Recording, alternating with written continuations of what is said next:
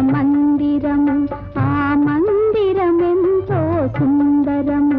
ఆ మందిరమందున ఉండెవరో, మందిరమందున ఉండెవరో. నీవే ఆ దైవము, నా దైవము నీవే. నా మదిలో ఉందొక మందిరము, ఆ మందిరమెంతో సుందరము.